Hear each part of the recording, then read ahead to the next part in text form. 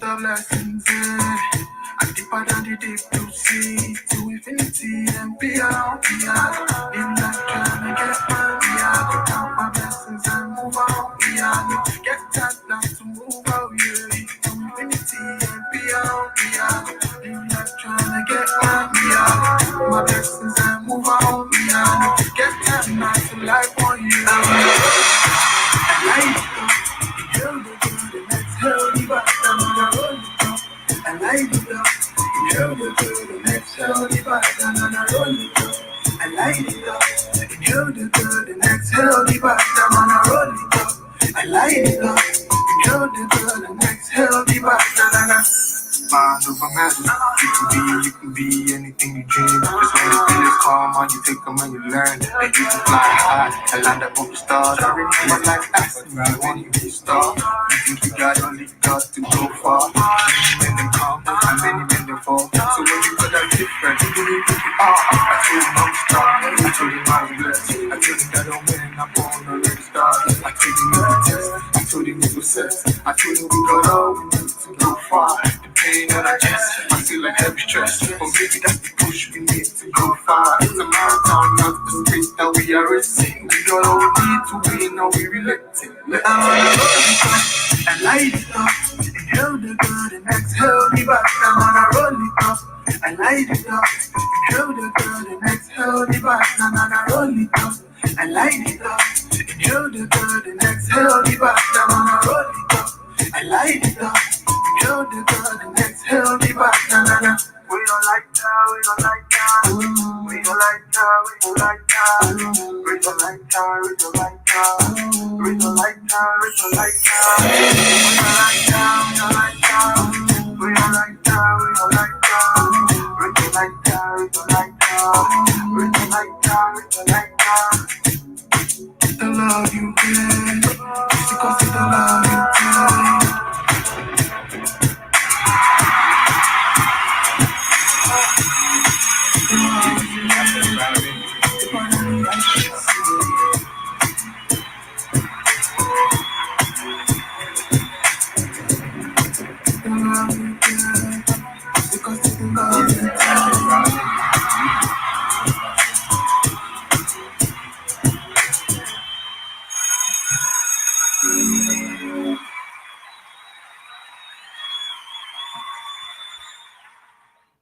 Jambo, welcome to the Black Ottawa Network 54 Correspondent Show. We trust that you are doing fantastic on the 8th of March, the year 2021.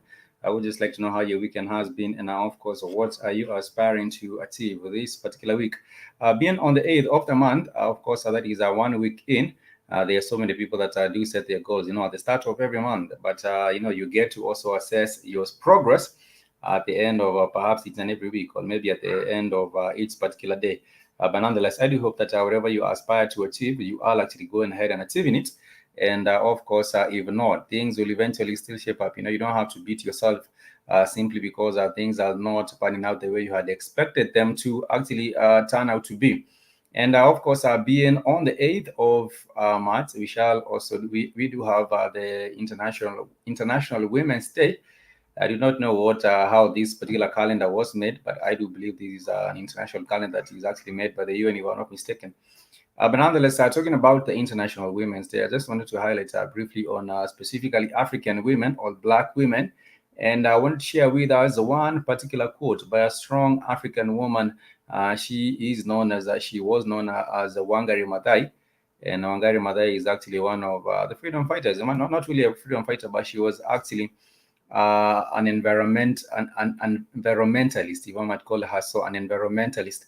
And she actually did say African women in general need to know that it's okay for them to be the way they are, to see the way they are as a strength, and to be liberated from their fear and from silence. Let me just repeat it again. African women in general need to know that it's okay for them to be the way they are, to see the way they are as a strength, and to be liberated from fear and from silence. She was a politician at some point, and she was actually going against the grain. And she was actually oppressed, in that particularly oppressive regime by the second president of Kenya, known as Daniel Toroitich Arap Moi. and she was trying to go against the leadership, and she was a voice of dissent in that particular in that particular period, and therefore she suffered really really a lot, and she became a voice, championing for the rights of women. And this is when she did say that African women in general need to know that it's okay for them to be the way they are, to see the way they are as a strength, and to be liberated from fear and from silence. In most African communities, you do find that the rights of women are really not, looked into, and also the needs of women, they are put on the side to be some sort of a sub, not really to be some sort of the second, coming in second, or a second rate citizen in some communities, or a second rate, people in some communities where, especially these are chauvinistic, and male dominated, not really dominated, but male. Yeah, let me just call it male dominated communities. You do find some women, passing through a lot of suffering because of some of the community practices in these particular communities. I will not name names, but if you go into African culture, you will also go and find, for example, some communities where women are actually beaten as a sign of love. I believe that is in Ethiopia. In other communities, they undergo female genital mutilation. In some communities, they undergo through a lot. The roles of women, they are actually burdened to the whole burdening of bringing up the children, providing for the family, and other things like that. And I do believe that at some point we need to, our voices are like these, such as the women, representing for the women, such as Wangari Maathai. And like I said, she did say one more time, African women in general need to know that it's okay for them to be the way they are, and to see the way they are as a strength, and to be liberated from fear and silence. If women are living in fear and silence, we are actually doing ourselves as a community a disservice. I believe that women should also be given a voice, and should also have the voice to be able to air out their opinions, and also make their rightful contribution in society, because we need to respect them in such particular kind of regard. And being on the 7th, the 8th of March, being the International Women's Day, some of these things, it's not just about hashtag, or just about quotes and things like that. We also need to make sure that our policies are being put in place that also favor the advancement of the goals of our women in our community, and helping them, just helping and make sure that women are living to their utmost potential in whatever community. It might be in Kenya, it might be in Ethiopia, it might be in South Africa, it might be, in the States as well, wherever you might be. Community needs to make sure that it's putting in place measures to make sure the full inclusion of women in whatever kind of an activity, or whatever kind of a program that the communities are taking place. We have seen even in careers, in careers, you will look at some of the careers and look at the representation of our women in these careers. You do find that women are not well represented in some careers, and especially maybe perhaps in the fields such as engineering, and fields such as let me just use the example of an engineer. You do find that in some cases, women not being given the opportunity for them to be able to explore their full potential, even in such kinds of careers, and even in such kinds of educational backgrounds. But like I said, this was a woman who was an environmentalist, and she did get the Nobel Peace Prize. I don't know of any other women from Kenya who have received the Nobel. I'm not saying the Nobel is a sign of an approval. It means that these are the only women who are doing the most. But I am saying that this was a woman who was awarded for her environmental work, and she did say that it's okay for African women to see themselves the way they are. And if you this also poses a lot of a question. Yeah, it poses a question for me.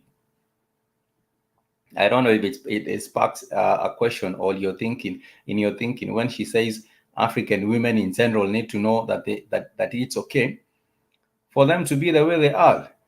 And if you pause at that particular juncture and ask yourself, how are they? How are they? How are African women? How are African women?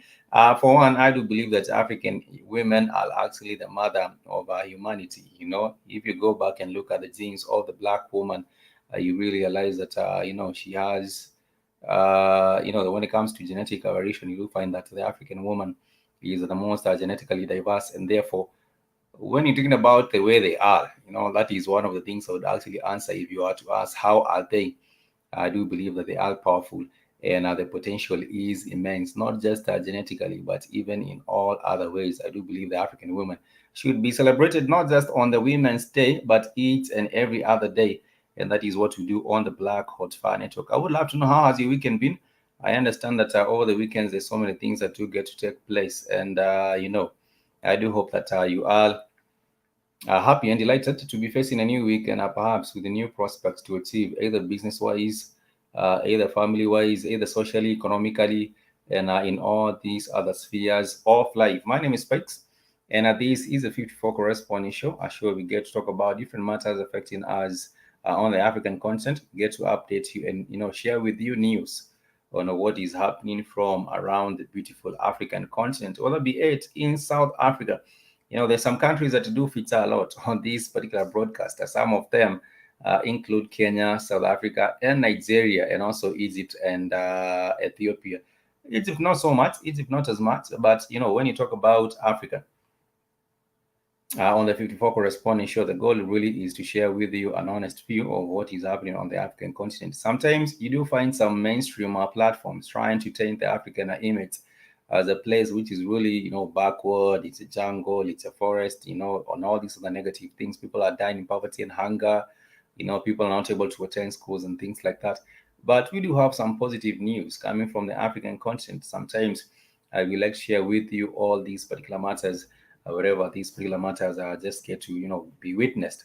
And of course, getting into the matters of the day, I want to start off the show with getting to highlight something that is very, very much important, something that has been happening for a very, very long time.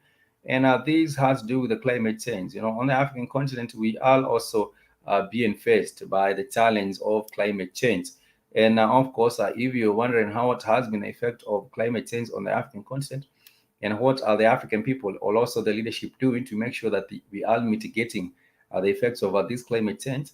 I will be getting share with you some of the 8 effects of climate change right here on the African continent, just showing you how is climate change affecting our beautiful continent. We know about the receding mountain ice, but nonetheless, let me share with us this real briefly, and then we shall talk about the matters of the West African nation of Senegal, because that is our topic for today. But before then, let me get to update you on what is happening with climate change and its diverse the effects on its big effects on the continent of Africa. These are 8 ways in which climate change is already affecting Africa. Some people might presume that other continents are getting affected, but also Africa is on the front line when it comes to the effects and the dangers that are posed by climate change. For one, is the impact on our weather patterns, and of course, the most common is flooding. Flooding is one of the most prevalent disasters in North Africa, places such as Algeria, Egypt, Tunisia, Morocco. These places are the top there.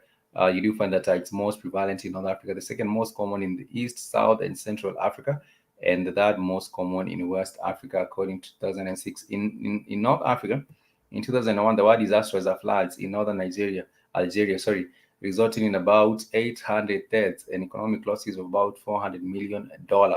In Mozambique, we are talking about the same. We do have the cyclones that have hit Mozambique, causing about 800 deaths, and I believe this is just a number that has been underquoted. These are the impacts of climate change on the African continent. We also do have drought, apart from our flooding. We do have a drought between 2011 and 2012, mid-2012. There was severe drought affecting the entire East Africa region, and was said to be the worst drought in about 60 years. And this might continue to happen because if we are not looking into the matter of food security, as the African people, sometimes we do experience weather patterns that are not really predictable. But when we do have even a small or a slight season, a small season where the weather is working really good for us, and we can be able to get a good harvest, I do believe one of the ways in which we can assure food security for the people is really to make sure that you do have a way of storing this particular food, and also a way of making sure that this particular food can also be, reaching people through the market and through other different mechanisms. And in West Africa, we also did have the entire economy suffering as a result of the water levels just falling in on some of the rivers. We do have the rivers such as the Niger River, which is the lifeline for the West African people. The River Niger is a river which most people rely on, whether be it in Nigeria, whether be it in Niger, and it actually transverses across the different countries in West Africa. We also do have the falling glaciers, and there is a gradual disappearance of the glacier on Mount Kilimanjaro, and also on Mount Kenya. The melting of these particular snow caps in Mount Kilimanjaro and Mount Kenya. It's estimated that 82% of the ice that kept the mountain that was first recorded in 82% of the ice which was recorded in 1912 is now gone. And this is according to statistics from 2001. Now, that is 20 years ago. It means as you're speaking, we might have a higher level of the disappearance of the snow in this particular area. If you see the comparative image, this was the snow in 1912 on the mountain, and then right now you can see in 2002 the snow that is left on this particular mountain, and it's such a shame to see that these effects are likely being seen. Another thing is the impact on our food and agriculture, which is another effect of climate change. And across East Africa, the droughts have actually brought in a lot of pressure on different communities, especially the pastoral communities. These are communities that are very, very much reliant on their cattle and also their goats, their camels to be able to make their livelihoods. And therefore, if we do have the drought hitting areas such as Somalia, Kenya, Ethiopia, around that particular area, the Horn of Africa, where the average rainfall has fallen by a very, very high percentage, it means that people will not be able to fend for their families. And that also poses a danger because if people are not able to fend for their families, it means that they might result into, cattle rustling. It might also result into, violence, and insecurity levels will actually go up in the Horn of Africa. There's also the impact of human health on the climate. The climate change has an impact on human health. Climate sensitive diseases and health impacts can be high in poor countries that have minimal resources to treat and prevent illnesses. Example, the cases to do with the frequent and severe heat stress, because of the sustained increases in the temperature, whether be it, like I said earlier, in Ethiopia. I was sharing with us sometimes back, I believe on the 54 corresponding show, one of the hottest places in Earth, one of the hottest places on Earth, which happens to be in Ethiopia. And if you're wondering what that particular place is, it's actually a place where the temperatures get very, very high. It's actually known as the Danakil Depression. The temperatures get very, very high, but the area is it's one of Ethiopia's top attractions, one of the hottest places on Earth by daily temperature, as well as one of the lowest, over 400 feet below the sea level. The Danakil Depression entices three types of people, three types of people to the area: salt miners, scientists, and travelers. Let me show us a little bit of a video on that particular one. And then you can imagine that, being one of the hottest places, you can also imagine that these particular kind of temperatures might now start being experienced in other different areas of Ethiopia, not just Ethiopia, but even maybe gradually across the African continent. You do realize that African people, the African governments have also to stand up and try mitigate the effects, of climate change on the African continent. People might think that is not a priority. People might think I do not need to put in money to make sure that we are mitigating the effects of the climate change. But like I said, this is one of the things that has to be at the forefront of many African governments. African governments run on a deficit. For most of them, many countries run on a deficit. Talk about Kenya, talk about Nigeria, talk about South Africa. All these countries do have budget deficits. I'm yet to know of any African country running on a surplus. I am pleased if you do know of any country on the African continent running on a budget surplus, please do let me know. I would love to move to that particular country and start a new life there. This is one of the places, and it's one of the harshest places on Earth, and it's actually the Danakil Depression.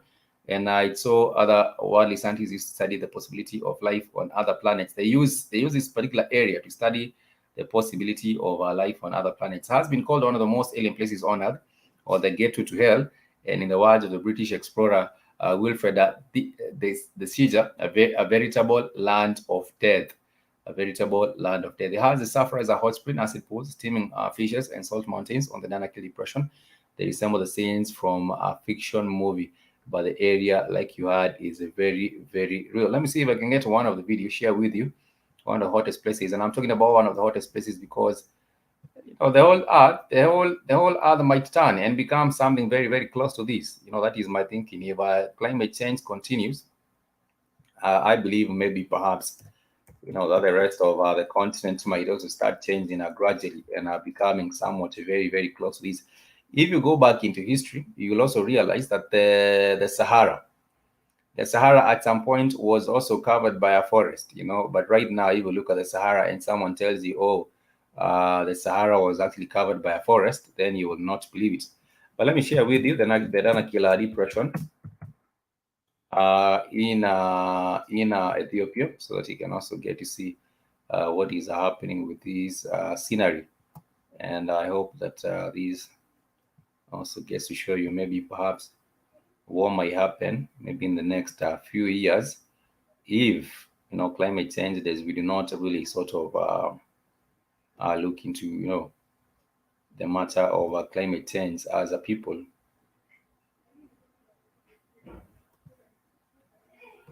It's actually also known as Dalol.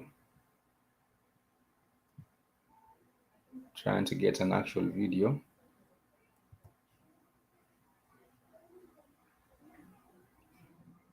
And so that I can also show you a little bit of that. Remember, this is a 54 corresponding show on the Black Hot Fire Network. If you would like to get a hold of us on email, you can simply write to me, blackhotfireafrica@gmail.com.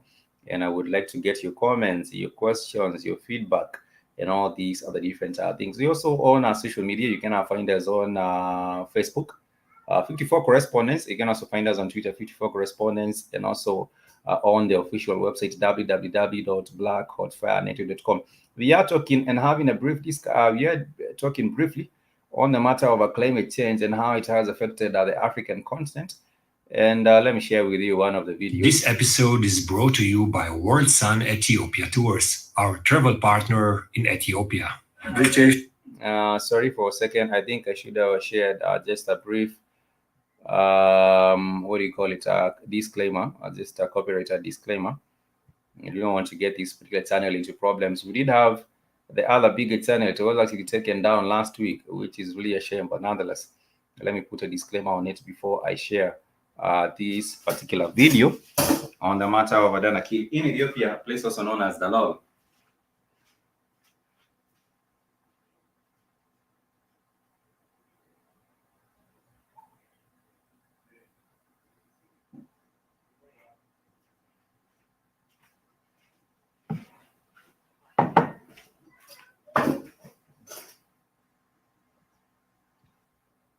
Let me go ahead with this. I do hope that you get to learn a thing or two on the 54 corresponding show, because that is the whole point. To get a thing, to learn about a thing or two about the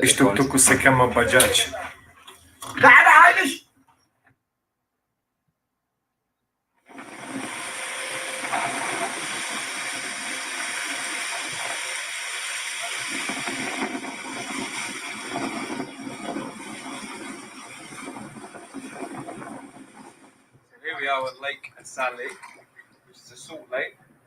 We're watching dozens of camels carrying up to 100 kilos of salt.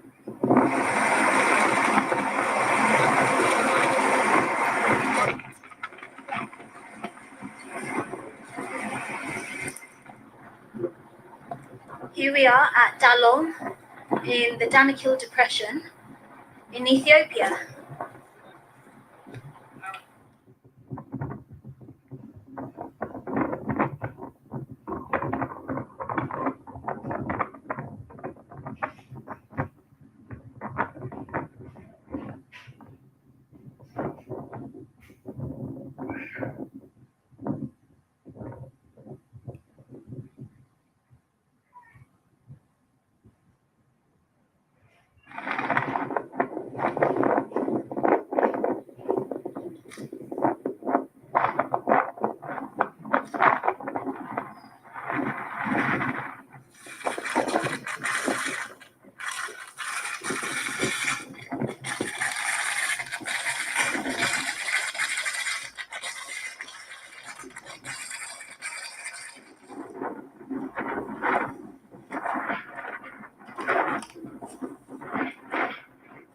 That is a little bit of the Danakil depression, one of the hottest places on on Earth, not just in Africa, but it's found in Ethiopia.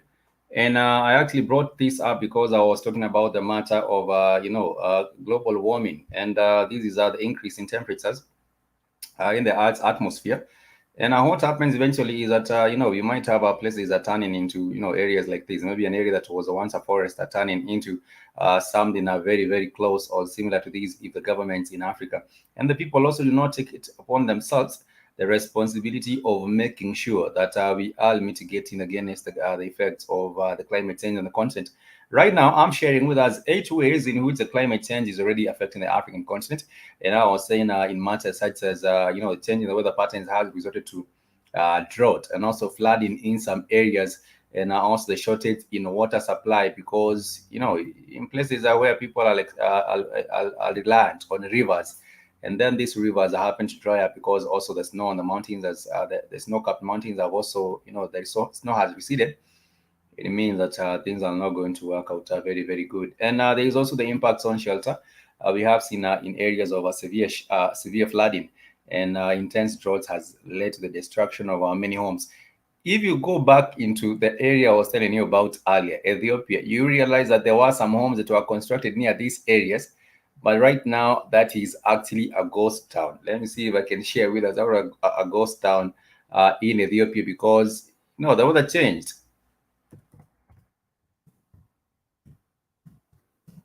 And if the weather has changed, it means that people have left that particular area and they have decided that they will, they will be going to the different areas. I wish I could get a documentary that will not get me in any trouble.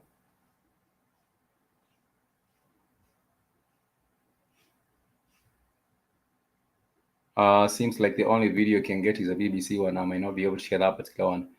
You might get the channel straight.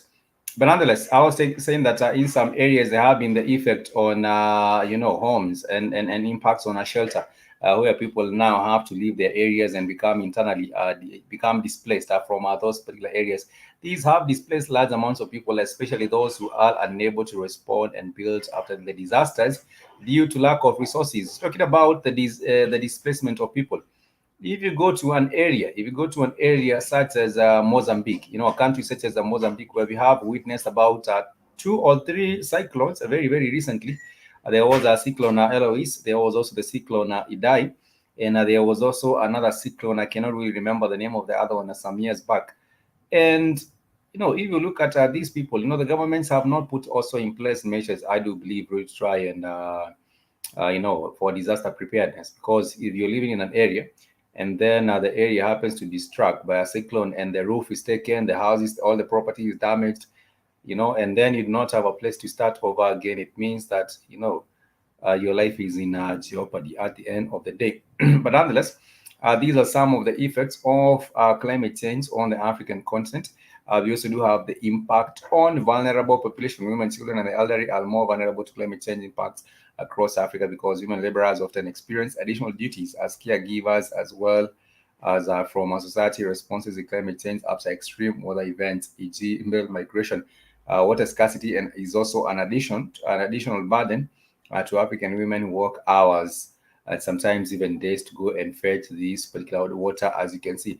If you look at, there was a time I was sharing with us a video of there was this lady from Botswana, and the lady from Botswana, she had to go fetch water in a well, and then it was actually very, very distant from getting back to her home. And also some of these roles are actually just left to women and children, which is also another thing I do believe should be changed.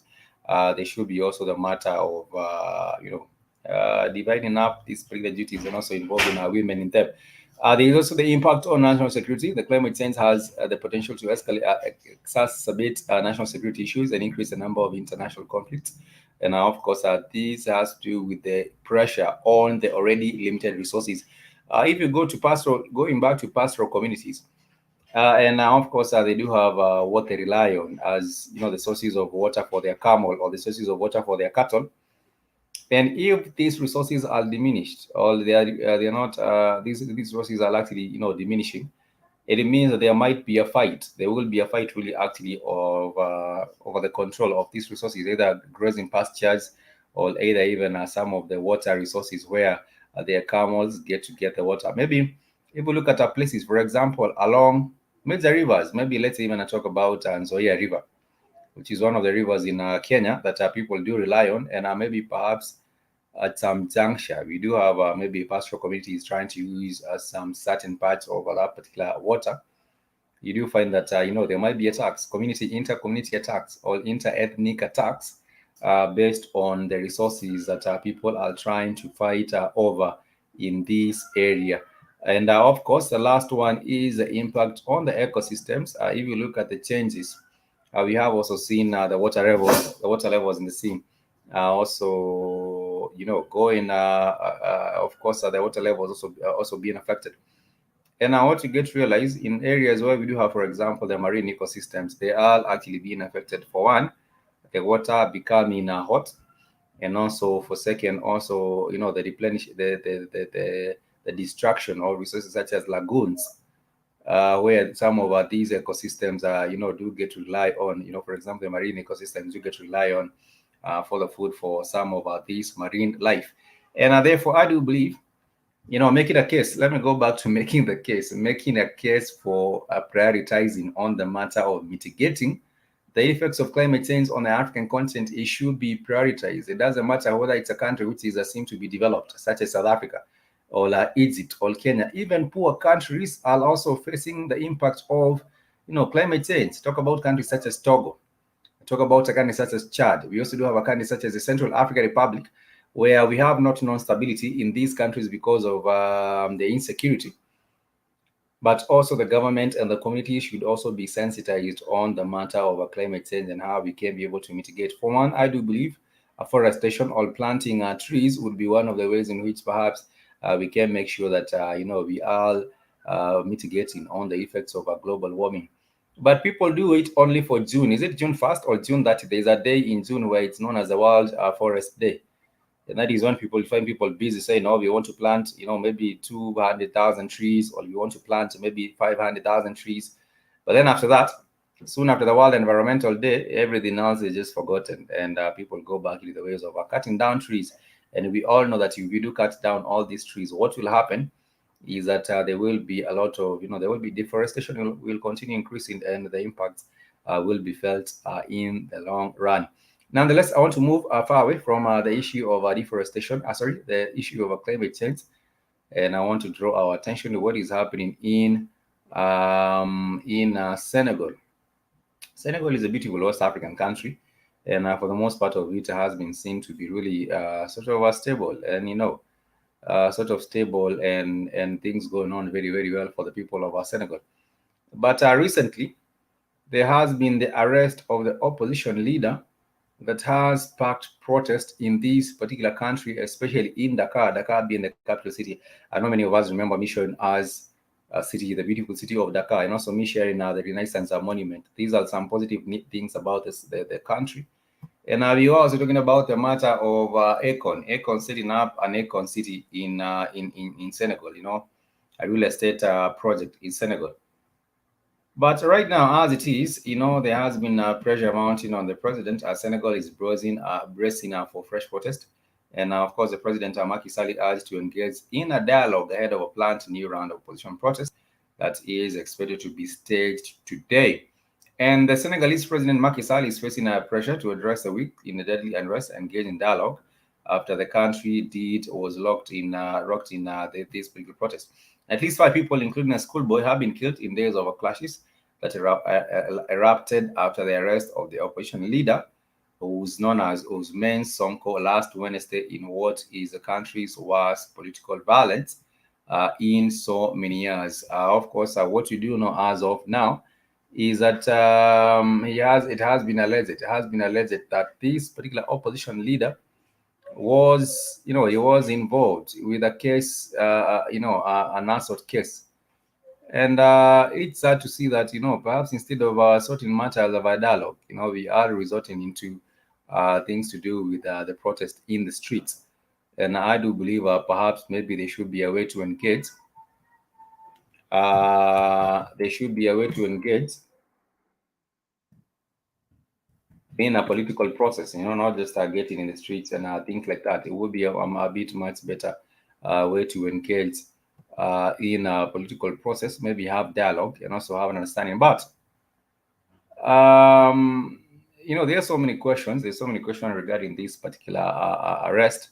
And now, of course, the leader says it is a state conspiracy. The party, the opposition party, says that this is a state conspiracy, to silence the opposition leader in this particular country. Like I was saying, Senegal has been known to be a place that is relatively quiet. Not a lot of things happening like this, but nonetheless, the opposition leader has been, he goes with the name Ousmane, was arrested.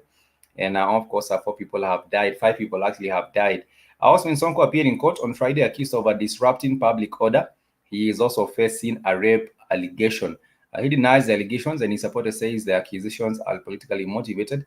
And now, of course, the UN Secretary General has urged protesters and police to refrain from violence in the nation, which is one of West Africa's most stable countries. Like I said, the police have been using tear gas to disperse the crowds, and we have also seen the use of makeshift barricades. And people are screaming, "Free Sonko!" That is what they do want. They want him free. The demonstrators have gathered around the city in the areas of southern Bignona, which is a stronghold for Mrs. Sonko, and 2 private channels have covered the protests have been suspended for 72 hours by the government.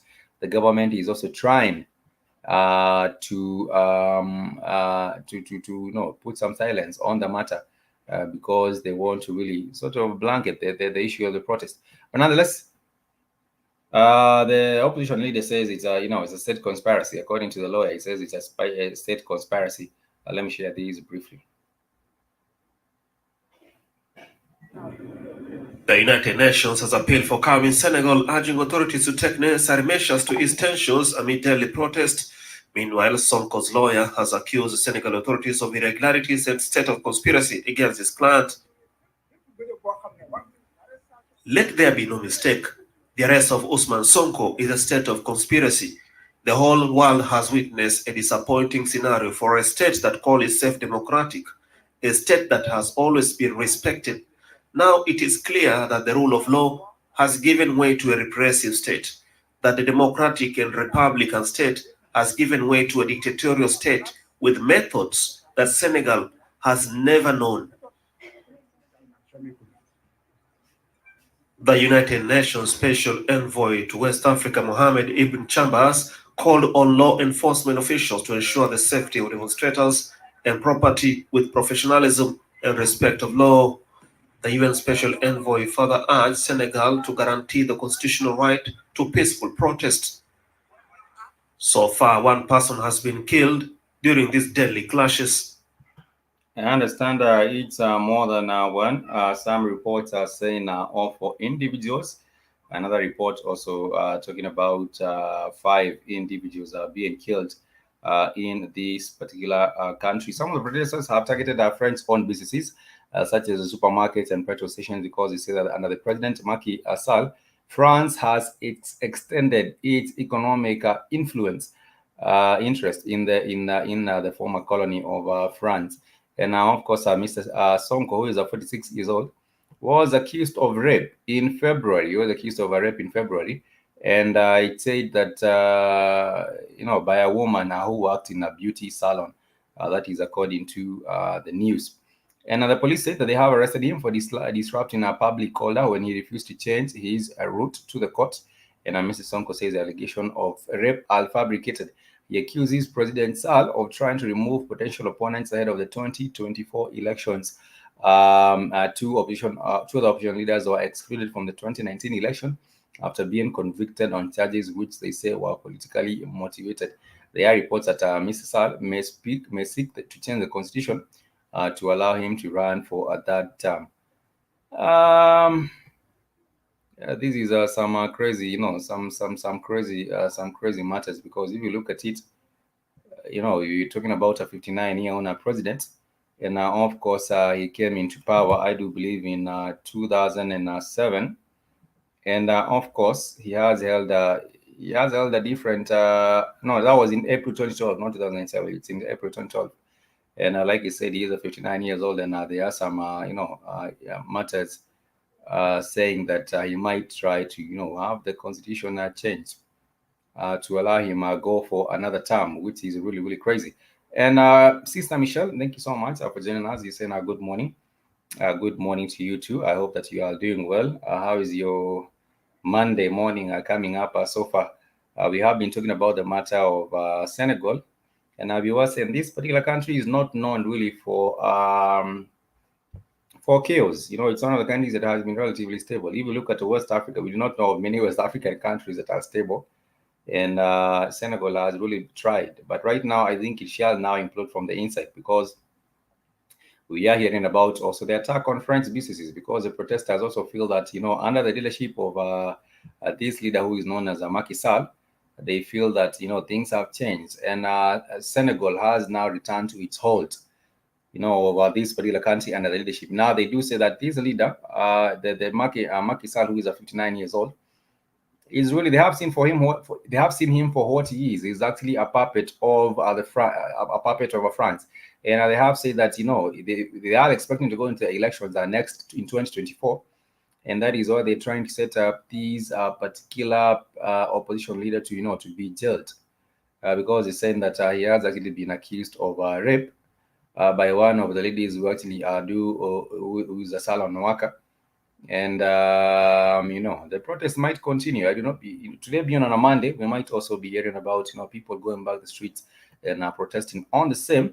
But in 2014, Mr. Sonko founded his own party, which is known as a Pastef Alef Patriots, and came third in the 2019 presidential election with just 15% of the vote. He was third with 15% of the vote. But like you had earlier, in the previous elections in 2019, there were some opposition leaders that were, there were some opposition parties or opposition contestants that were also locked out of the political process. And, there were some cases brought up against them, and that did disqualify them. But nonetheless, I do believe, that there are some positive things maybe to look into Senegal, because Senegal really is a country that has a lot of potential. If Senegal was able, if really Senegal was able to, get its house in order. But the problem is the French still has a very, very big hold on this particular country. The French businesses, if you go to Senegal, you will find a lot of businesses are being run or operated or owned by the French. And this is not just in Senegal. This also happens to be the case even in Mali. We all know about the capital city of Mali, Bamako. We also know about Dakar. If you go to these particular two countries or two cities, you will find a lot of French interest, not just in the cities, but even militarily. You will find that, for example, countries talking about fighting the Islamic insurgents in West Africa, French has its boots on the ground, and you do find a lot of patronizing of these leaders by the French. At some point, there was a tour by Emmanuel Macron, to that was to Cote d'Ivoire or Ivory Coast, and of course there was a meeting because the countries in the West African region were trying to, stand or break free from the French monetary system and have their own currency, which of course is a unified currency, which of course was to be known as the eco currency. But when that particular matter came up, there was a very, very quick tour by the French president. There was a very, very quick tour by the French president into West Africa. And what did happen really is that Emmanuel Macron did meet with the president of Ivory Coast, who is, of course, seemed to be one of the representatives of this ECOWAS union. ECOWAS means really the economic community for West African states. That is what the ECOWAS stands for. It's a trade bloc. It's one of the biggest trade blocs in Africa, among other trade blocs such as the SADC. The SADC is the Southern African Development Corporation. We also do have the COMESA, which is a common market for East and Central African states. But we do not have a unified currency. We don't have a common currency for any trade bloc in Africa. I wish we did have, but the West African states were talking about having their own. About 10 countries in West Africa having their own ECO. And that did not go very, very well. It did not go very, very well because there was a disruption of that particular plan by these West African states. I do believe that was sabotaged by the French. And now, of course, that was supposed to be a new chapter for West African states, but they squandered the opportunity. Right now, as it is, many African countries, many West African countries, they do use the CFA francs. They do use the CFA franc, which is really pegged onto the monetary system of the French. And I do believe the central bank in France also does have a lot of influence on what happens with these different former French colonies, Mali, Senegal. Even if you go all these other different West African countries, you shall find a lot of influence over the French. Even still today, I will not really call them a fully independent. I would really just call them what they are, really, really land or really, really, dependent on West on France. Of course, here's an important question: where are we with the ECHO since the end of the CFA? Let me just share this briefly.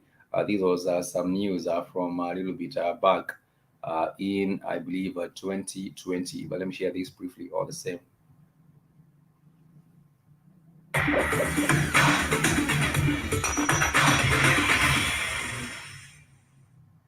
Hello and welcome to this episode of Business Africa with me, Ruth Lago. Here are the headlines.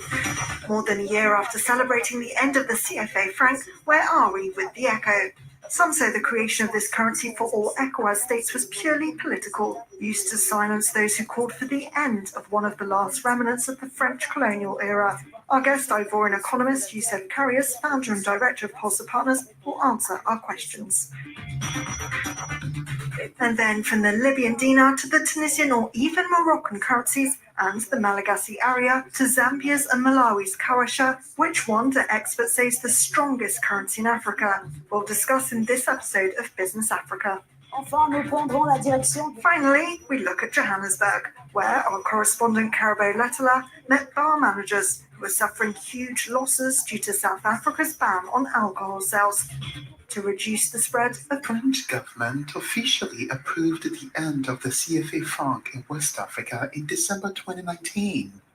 The latter was to adopt the eco currency, but several months on, no trace of eco. The West African Monetary Union has little or no desire to relaunch talks on the currency. Lou Vialet is author of the end of the CFA franc. La différence entre l'ECO et le franc CFA, c'est donc... The difference between the ECO and the CFA is that France will guarantee on these personal and public funds the stability and euro counter convertibility of the ECO. De l'ECO, but without any counterpart, and this counterpart was a guarantee of responsibility and credibility for the countries of the West African franc zone. Pour les pays de la zone franc d'Afrique de l'Ouest. It was a safeguard. That is to say that these counterparts allowed good management and allowed the countries of the franc zone to make reforms to use this asset that is a CFA franc. A very stable currency such as that there is none on the African continent, and that allowed it to use their currencies to diversify and transform their economies to forge common markets. Pour diversifier leurs économies. So, is a CFA franc an asset or a monetary servitude? The debate continues to fuel tensions between Africa and France. Mr. Youssef Karius, thank you for joining us. I remind viewers that you're the founder and director of Pulsar Partners. Do you welcome the announcement to end the French CFA franc, and will the ECHO bring monetary and economic sovereignty that West African countries are waiting for? Behind the ECHO, in reality, hides only the terms of two reforms, and two reforms which are more symbolic in reality than anything else. The first being the repatriation of what is called the foreign exchange reserves of our regional central bank, which was at the time before the ECHO hosted within the French public accounts. And we'll come back. And now, of course, like I said, these foreign reserves are actually just hosted by France. And if you look at that, that shows you that, people in West Africa, the CFA, really is not to the benefit of the people. I do believe there's some advantages and disadvantages.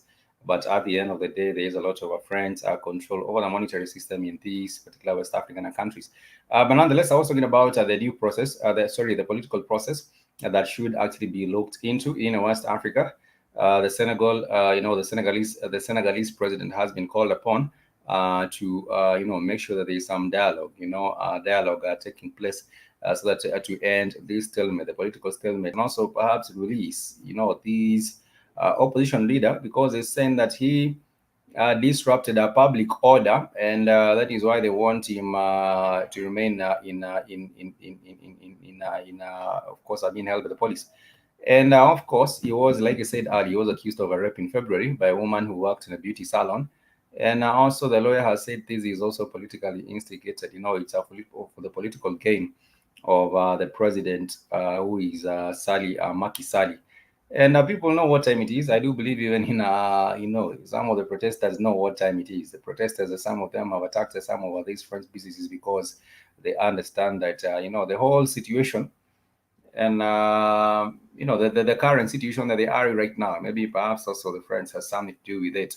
And because they do not want to get rid of their puppet, they want the puppet to remain in power even after 2024 to continue with their looting of their resources in this particular region. I do believe that to be a personal opinion. It does not represent the view of the network, but that is my opinion of what is happening with this particular leader. Nonetheless, of course, I was saying that we do, being on the 8th of March, we do celebrate our African women. We do celebrate our African women being on the 8th of this particular month. And African women are the best. Black women, anywhere you might be, we do celebrate and we do appreciate you. Whether be it you are, in wherever you might be at, wherever you find yourself in this particular day, worldwide, we do celebrate Black women every other day. And not just one day which has been picked by the UN or by whomever puts up this particular calendar. I do believe we do have the responsibility of celebrating our African women. We do have the celebrity of our Black women. We do have the responsibility of us celebrating our African women. Nonetheless, I want to remind us that we do have the tour to Tanzania very, very soon. As a Black Fire Network family, we are hoping that you can join us. It's never too late, but I think we are closing that particular door. I think we might get to a level where we just say, let's just work with the list as it is. I think we just have this week, and then after this week, then that's that. We will not slot you in. But nonetheless, we are looking forward to going, getting into, to that particular tour. And there has been some news coming from Tanzania. The government said that the government there is assuring its people that has the situation with the COVID in control. That is what the government of Tanzania says. The rare interview, the BBC, the Tanzania government spokesman, who is known as Dr. Hassan Abbas, says the country has a COVID pandemic under control, and he's also focusing on using traditional herbal remedies. They do not need to have the vaccines, and this is what he had to say.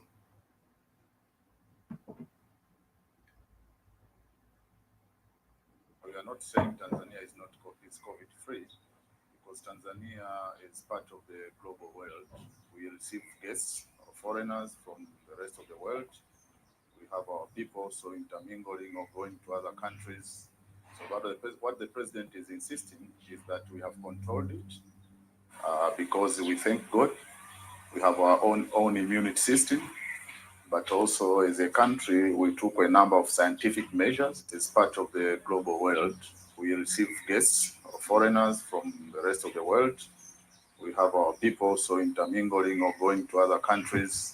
So what the president is insisting is that we have controlled it because we thank God we have our own immune system, but also as a country we took a number of scientific measures, and this is maybe something many people don't know. We did adopted, I think, a number of scientific measures from WHO, learning from other countries, not all of them actually.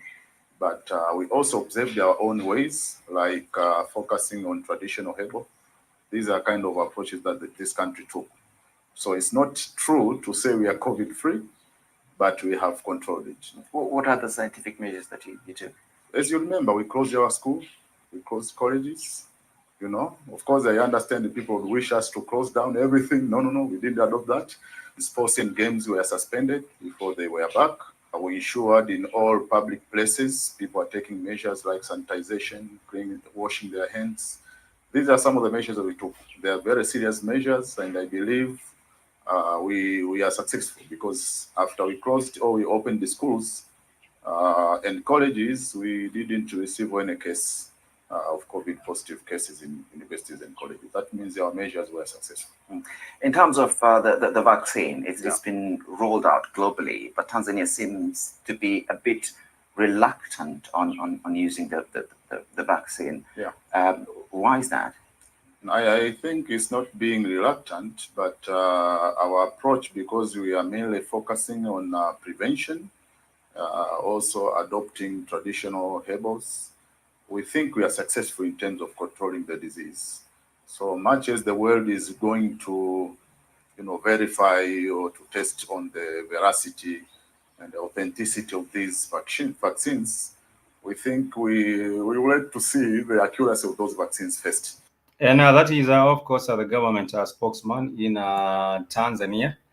And he is actually answering some questions regarding his views when it comes to the preparedness or the response of the COVID-19. He actually does say that Tanzania is really not COVID-free. What he says is not really COVID-free, but what it is that the government has taken its own measures as well to make sure that the people are actually being protected and actually being taken care of. This actually is a good thing because, right now people might say there is not a lot of information that comes from Tanzania, but it's a good thing to also say that the government is open and they're sharing the information as they would like to share it with that particular government spokesperson. We are almost winding up at this particular broadcast of the 54 correspondents, and I just want to thank everyone that has been with us and everyone that does support the Black Hot Fire Network. Your support is not in vain. We do really appreciate the support. If you would like to support the network, you can feel free to do so. You can use Cash App. You can simply use Mr. Black Hot Fire. You can support the network with $5, $10, $20, or whatever amount that you might feel comfortable with, because sometimes we do understand that the economy is not working as it used to. We understand these particular times, but nonetheless, you can still support the network with whatever amount that you might feel comfortable with. For those of us who are with us the last week, we did have a wonderful time on the network website, and therefore I would like to add this once again. Please make sure you create your own profile on the network website. It's very important, and we also feel that on the network we are much more, we are better on the network because there is not censorship on that particular platform. And therefore I do believe that if you want to get the information and the shows that we do share, please make sure you sign up on the network. It's very simple. Just go to your browser, search for blackhotfirenetwork.com, and click on the top right of that particular website, and then you can click on the sign up. On the sign up, put in a little bit of your details, and then you're good to go. And then you can click on the show page on the left, and you shall find the community chat. And once you're on the community chat, you will be able to interact with the rest of the family. Sometimes we do get to jam on the network. Most of the time we might not be able to do every other show on the network, but nonetheless we do get to jam on that particular network. I would also like to remind us to check out the Express show tomorrow and also on Wednesday. It will absolutely be a good vibe, also on the network as well as on this particular channel, which is a show where we bring together African youth, talented African youth, just to discuss different matters with us, lifestyle issues, topical matters, among other different matters on the Express show. And I do hope they shall continue supporting that particular one. If you would like to get a hold of us on our social media platforms, we are live and interactive on different platforms. You can find us on Instagram, Black Hot Fire Network. We are also on Facebook, Black Hot Fire Network Radio Station. And we are also on Twitter, Black Hot Fire. In case you do have any question for us, make sure to email us. You can email kissing115@gmail.com, or you can also email me, blackhotfireafrica@gmail.com. We hope that this particular show, the 54 correspondents, plays a role in terms of enlightening you and informing you and getting to shape your opinion about different matters on the African continent, because that is the goal of this particular show, to inform you, to enlighten you really on different matters on the African continent, and also have you give you a better view, not just a distorted view, but a clear view of what happens on the African continent. We hope sometimes to be able to do the shows from the streets, to move around and I show you what's good in the streets, and I show you what's good in Nairobi, Kigali, Dar es Salaam, Kampala, and other cities in Africa. And I remember that is why we are going to Tanzania to have a good time as well, explore the opportunities, and also show you a little bit of the side of Tanzania. I want to appreciate you, everyone that is with us. Sister Michelle, thank you so much. And make sure to also, like I say, download the Black Hotspur Network app. It's available on Play Store. You can find that particular one. Much peace and love. Till next time, I want to wish you a happy and a productive week ahead. My name is Spikes, and this is the Black Hotspur Network.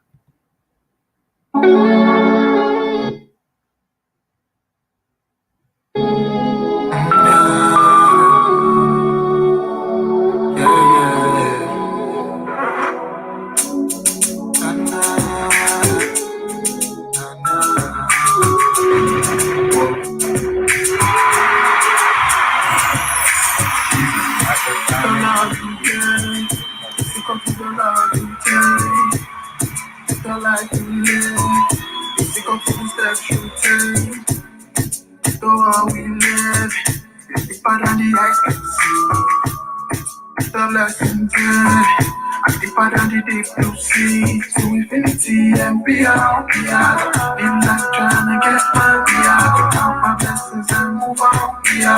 Get that now to move out. To infinity and beyond. I'm not trying to get my